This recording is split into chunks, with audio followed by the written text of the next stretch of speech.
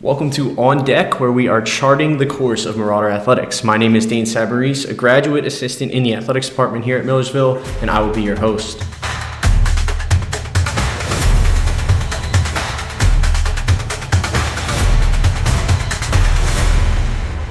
Joining me for today's podcast is a men's soccer player who has battled adversity and gotten himself into a spot to be looked up to as one of the team's captains this year. He is a part of SAC, the leading goal scorer on the soccer team, and currently has his team sitting atop the PSAC East after a huge win this past Saturday against East Stroudsburg. Ladies and gentlemen, Zander Leik. Zander, nice to have you on. Thanks for having me. Of course. So just kind of take me back to where it all started for you, the beginning of your soccer journey. One, how it started, and then two, how it stuck, because I feel like at some point in their lives everybody has tried to play soccer. Just how did you stick with it? Yeah, so I started playing soccer when I was about 3, and I mean when I was young it didn't really affect me too much. I was just out there running around like every other kid, but it really stuck to me when I got to around like 8 or 9 years old, and I was going to travel tournaments and playing with my friends who I'm still friends with now to this day. And I think my favorite thing about it, like growing up and playing to now, is everything's different every single day, every single game, every single practice is a lot different than the day before. So I like that a little bit more than other sports where it sometimes might feel repetitive, but I think it's something that has really made me grow as a person and helped me develop in life. Yeah, and then speak on just like the strategy that surrounds soccer, the higher level that you kind of get. I think it's a lot of things that get overlooked, just like set pieces and, manipulating a defense to kind of get the ball to where you want it so that you can make those runs and stuff. Yeah, so like back in like middle school, high school, there wasn't really too much strategy. It was just go out there and play. But now when you get to college, it's a lot of day before games, we do walkthrough practices where we study film on the other teams and we see what their set pieces are and stuff like that. Now, anything can happen because there's no stopping the play or timeouts and stuff like that, but it's nice to know what the other team's doing, and it's a helpful way to prepare before games. Yeah, for sure. And then speak on just, being here. How did you find Millersville? What was that kind of recruiting process like with coach and that kind of stuff? Yeah, so I got recruited in high school by Coach Widow, and it was a weird process because I wasn't actually talking to him at all before. Okay. And he came to one of my last high school games, and my old club coach was actually our rival high school coach, and he knew Coach Widow through coaching with him in the past, and he set me up with him. And after that game, Widow offered me, and I thought it was a good fit right away, so I was excited. Nice. And then we'll just speak on some of the success of the team sitting atop of the PSAC East right now. We were talking about it a little bit. There's a couple games left before postseason. Just what was your team's goals coming into this season? How have you guys been able to progress towards them? And then now that you're sitting in the spot that you are, what's your kind of end goal? Yeah, so at the start of every single season, I don't know if every team here does it, but we make a goals list of what we want to achieve, and we make it for the first half and then the second half. So after the first half, we fell short by 1 point of what we wanted to achieve, but being first in the PSAC is one of our goals. So we're in the right path right now. But I think the biggest thing is everybody on the team's hungry. Even if you're not getting the minutes you want, everybody at practice and all the guys that are just playing their part are really playing their part right now. So it's really nice to see. Yeah, and you mentioned that complementary soccer you guys kind of have going on right now. You guys had a bit of a turnover after last year, losing some key guys, key contributors. So just like who stepped up, kind of that next man mentality kind of thing. Obviously, you're doing a great job as well. This is a career season for you so far. So who are kind of some of those guys that have, filled in some roles that you needed? Yeah, I would say like Roy Parkins really stepping up, Falou's really stepping up, and we're a really young team. We're only graduating one guy. Yeah. So everybody's stepping up in the right way, but I think the biggest thing for us is we're really good with energy, and we use that energy. And one of the biggest guys is Zach Richwine. We call it the bomb squad on the bench. So he's the bomb squad captain. He brings the energy every single game, and it really just helps everybody that's out there. So I think he's really stepped up every single year that he's been here, and it's a big help, like energy wise. Yeah, that's awesome. That's key for the guys on the field too, like to have that energy coming from your bench a little bit. Yeah. Yeah, that's awesome, and you really see it in every aspect of the game. Like whether you're on the bench, whether you're in the game, starting hot early can really help you out. Yeah. So that's awesome. So for you, I mentioned career year so far, 7 goals, 2 assists.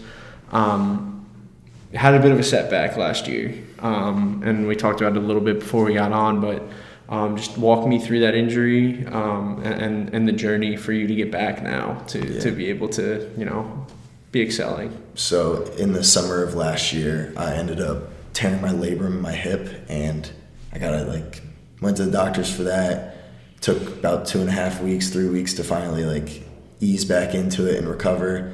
And then I played 2 games and then tore my hamstring completely. So getting back from that was pretty difficult. And then obviously getting hurt was a major letdown because we were very promising last year and felt like I could have had a key part in the team, but I had to do my job on the bench and lead from the sideline. But it made me learn a lot from a leadership standpoint of what I can do on the side and not do everything out on the field. But the recovery was pretty difficult. It was about 6 months of just PT recovering, and then I finally got to get back in the spring and play. So everything happens for a reason. So it was something that sucked at the time, but I think looking back on it now, it made me relook my soccer career and what I can do on the leadership side, and I think it's obviously paying off right now. Yeah, 100%. I would agree, and I think that it really does force you to take a step back and just look at the game through a different lens and like you said, what can I do? I can't play, but what can I do for the team? And it's good to hear because you mentioned a promising looking team last year. You mentioned only graduating 1 guy this year, so a strong start for you guys and a very young team. So that's very positive. And hamstrings are no joke. They're definitely grueling to kind of rehab from. You can't do too much, but it's it's definitely one of those pains. And then we'll just speak on your success this season. Obviously, being able to come back. What does training look like for you in the off season? To then get you to 7 goals is no joke through halfway through the season for you.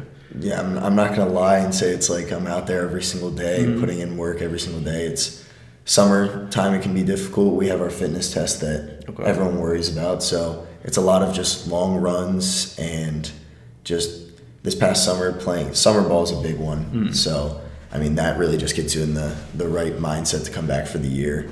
But I would say it's just a lot of technical stuff on your own and then running on your own, and then it's really nice when you do get back to have the full team here to really just everything that you worked on, just put it together. But it's nothing too much. It's just there. I don't really. No, definitely, and I feel like most guys will tell you that. I feel like it's not those your stereotypical where it's in the gym at 5, out late kind of thing. It's the guys just come back together, and a big part of soccer is that chemistry. So when you talk about this group that you have, how in the off season, or even I guess more preseason is when you would be doing it, but how are you able to build that chemistry coming in? Because you guys are in a unique spot where you come in August and then you're playing pretty early. There's not too much of a preseason for you guys, and you don't have say spring sports have the fall to kind of get acclimated with each other. So then when they're coming into the spring, they kind of have that camaraderie. Yeah. So a big thing for us is we have a camp that's about 2 or 3 weeks before the season actually starts, and all the freshmen are required to go to it. And then we all work the camp. So Widow puts in time for us to start to meet the freshmen and interact with them and talk to them. And then we're a very goofy team and we like to have fun. So usually when we get back on campus, it's right away back to what we left. And then the freshmen sort of just take their time to get in. Some take longer than others, but there are some that fit in right away. And then by the end or halfway through the year, everybody on the team is one. So and it makes it a lot easier. We're a very small team compared to other PSAC teams. Some schools will have 45, 50 kids, and we only have 25. So it makes it a lot easier to know everybody on a personal level, and it's a good time. Yeah, I think that shows. We talked about it a little bit, how competitive the PSAC is this year. At least PSAC East, and who we're playing every game. I think that's a big part of it, having one of those smaller teams where your chemistry is, say a lot better than another team that has those 50 guys. Yeah. Like where like the guy and that even goes to like the bench. Like the bench wants to get into it for the team because when you're the 50th guy on a 50-person roster, you're probably not into it as much as the 25th guy who can still make a difference and make an impact. I just kind of want you to speak to that competitiveness of the PSAC now. Like you said, there were some teams in years past that you weren't looking at them as competitors, and now everyone is that competition. Yeah, I feel like in past years you'd have sort of like a gap between Shepherd and Shippensburg compared to ESU, us, and Westchester, and now it's really just one. Like the other day, Shippensburg tied Westchester, and that's a big result for them. But they're starting to get ties together that are good for their program, and it's like good to see that it's competition right now. Like Shepherd's getting wins, so seeing that makes us a lot hungrier because it makes a win feel a lot more important. Yeah. But no, it's nice to see that every team is starting to get it together, and the PSAC's becoming a stronger conference because of it. So. Yeah, and I mean that's awesome. I mean, when we talked about as a competitor how good that is, right? Because you're going out and like you said, every win just feels so much more crucial. But yeah, I mean now looking out forward, you got 5 games left. What does that kind of look like for you guys? Obviously, one game at a time. You have Shepherd upcoming. You mentioned those second half goals of the season. What is the goal for you guys this year? I think the biggest goal is to obviously keep first in the PSAC to end it so we can have that bye in playoffs, and then the ultimate goal is winning the PSAC. We're all striving towards one thing right now, and Widow always uses the term we're like a dog sled team, and the leaders always pointed in one direction, everyone's following the same way. So everybody wants that PSAC, and that's really what determines the success of your year. So. Yeah, and so now speak to Coach Widow a little bit. You mentioned he's real big on getting the camaraderie with the team early.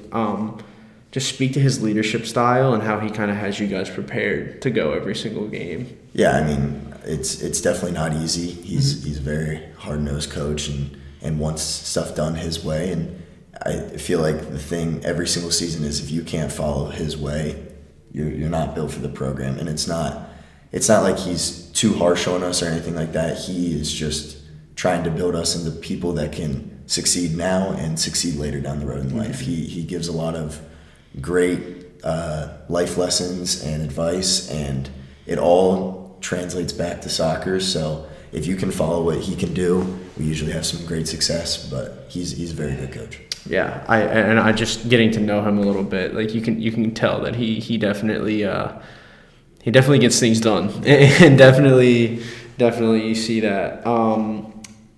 Obviously, the 65th anniversary was this past weekend. What was that experience like for you? I know they had the dinner Saturday night as well. So just kind of touch on that a little bit, how cool that kind of was to be a part of the team now and to be able to see everybody that really put time into the program to be where it's at now. It was really cool. It was nice to see all the alumni that started the program. There were 2 guys there from the first original team, so that it was really nice to talk to them and get to say your appreciation that they started the program and how grateful we are for that. And then it was also nice to see teams or guys from teams that have won PSACs, and we won a PSAC in 23. So seeing my teammates from that year, it was nice to catch up with them and see. And then we had all the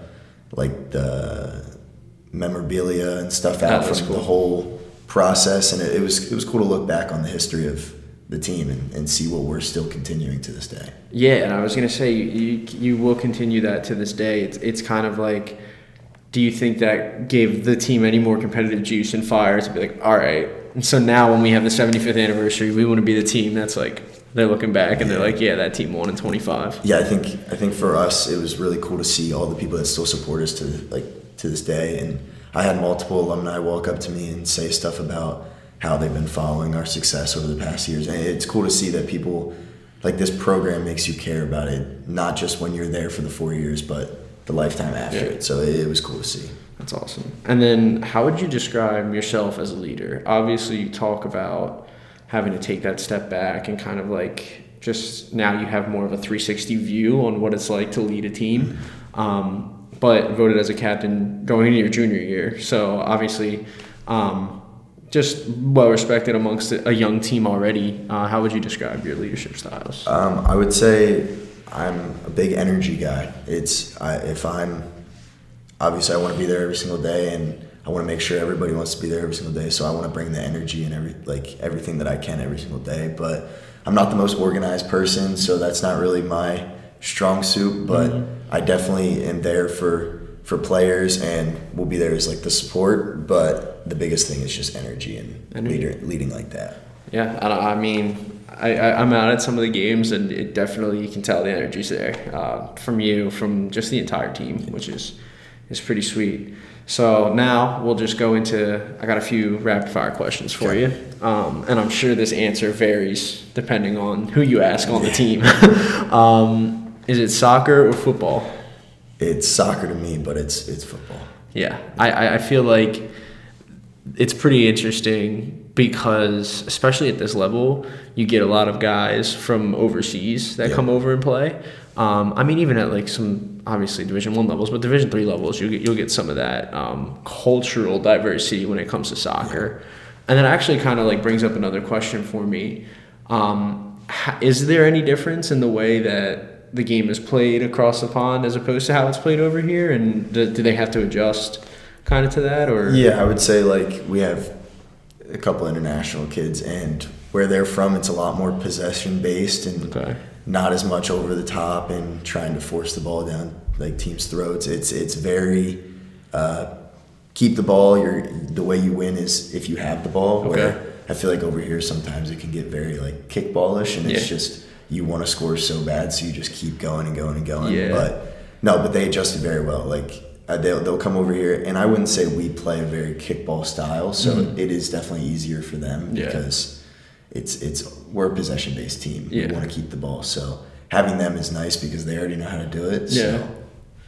It's a little more strategic and tactical over there as opposed to find the fastest guy, put it under him, and just tell him to go. Exactly. All right, and then who's your soccer GOAT? Oh, it's Messi. Messi all the way. I think being shorter, I always looked up to him, but no, just the way he plays, it's honestly insane to look at. Just he is the greatest soccer player of all time. Easily. Yeah, and I think you saw that when he came over to the U.S. and you're just like, he just doesn't stop moving, but when he moves, it's so intentional. Yeah, like he's going to a spot where like if you get him the ball, he's got to look like he's going. It's very interesting. Where do you see Ronaldo in that picture? You see like just kind of right under? Do you think there's a bigger difference? How do you see it? Ronaldo's definitely they're both. You can't compare them in my mind, but I think it's about just who you like more. But Ronaldo's a great player. Like he's just so athletic. It's something Messi doesn't have, but Messi makes up with it for the technical ability. But they're 1A, 1B. Yeah, no, and they're great to watch. I'm glad they're still doing it at the ages that they are. So obviously the World Cup's coming in 2026. Who do you got winning that? Who do you got taking it home? I mean, I would say USA, but that's a stretch. Hey, I mean, you never know. I would love to see Argentina win again, but I think my favorite for winning it would probably be Spain. Okay. Yeah, I mean, that was electric when Argentina won it back then. Sweet. I mean, it was like, and then speaking back on Messi, you got them flooding the streets of Argentina. That was like a scene out of a movie. Yeah. There probably will be movies made about that one day. But that's all I have for you, Zander. I appreciate you coming on, and good luck the rest of the way. Thank you very much. Thanks for having me. Of course. That is all for today's episode. If you enjoyed this week's episode and want more, be sure to follow us on Instagram and X at Ville Marauders. And check out our podcast page and our Maine Athletics website for video and audio of today's recording. The link will be in the description of this podcast. As always, thank you for coming aboard on deck with us today. Until next time, anchors away and go Ville.